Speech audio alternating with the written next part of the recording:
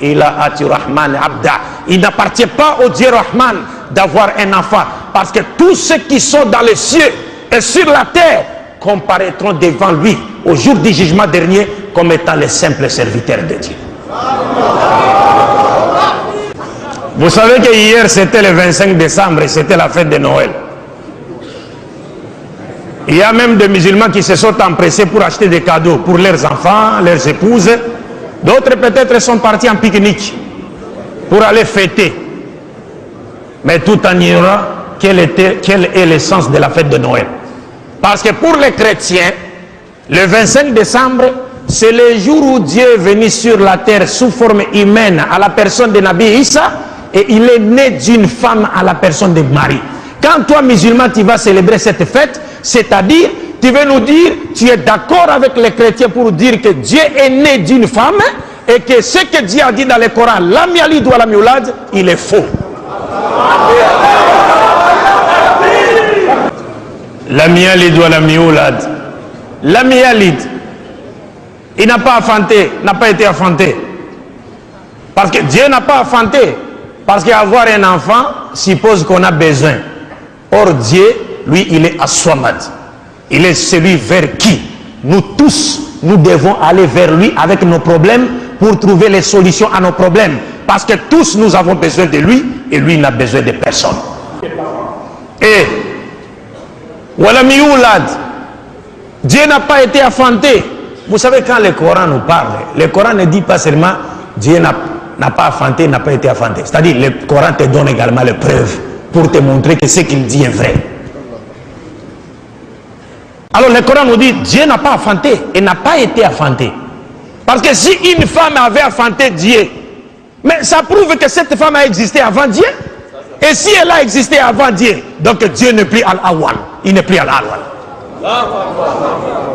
Alors mes chers frères et sœurs, nous vous disons simplement que nous, vos frères en islam, avec le groupe Al-Badrou de la République démocratique du Congo et avec le groupe L'Appel à l'Islam de la République du Congo, notre objectif est simple à connaître ou à comprendre.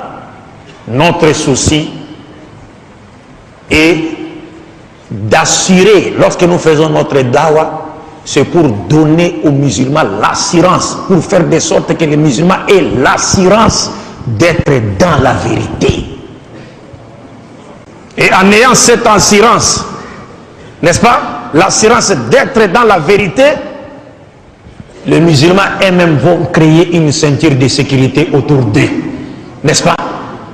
Et ils vont ériger une barrière entre eux et les ennemis de l'islam qui chercheraient à les attirer dans les mailles de leur filet pour leur détourner de l'islam. Parce que quitter l'islam, aller à une religion, une autre religion, c'est quitter le paradis pour aller en enfer. Tu vas quitter l'islam pour aller où? Pour aller dans une religion des gens du livre? Alors que tu connais leur sort. Inna alladhina kafaru min ahli al-kitab wal mushrikin fi nari jahannam. Tu vas aller où? C'est-à-dire, le Coran nous dit clairement, ceux qui ont mécru parmi les gens du livre et les mouchriquines iront tout droit en enfer. C'est fini. Et parmi les gens du livre qui ont mécrit, vous les connaissez, et le Coran nous a donné des indices pour les connaître. Le Coran nous dit clairement, laqad kafara alladhina qalu inna Allaha huwa al-Masih ibn Maryam. Si tu dis ça, tout droit en enfer. laqad kafara alladhina qalu inna Allaha thalithu thalatha. Si tu dis ça, tout droit en enfer. Et qui encore? وقالت اليهود عزير ابن الله وقالت النصارى المسيح ابن الله ذلك قولهم بأفواههم يضاهئون قول الذين كفروا من قبل قاتلهم الله أن يؤفكون.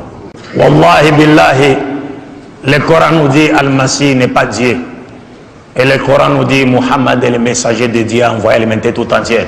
Wallahi billahi, il n'y a pas un seul pasteur sur cette terre qui se présentera devant les musulmans, même s'il est accompagné par Iblis, il est saisi par la main.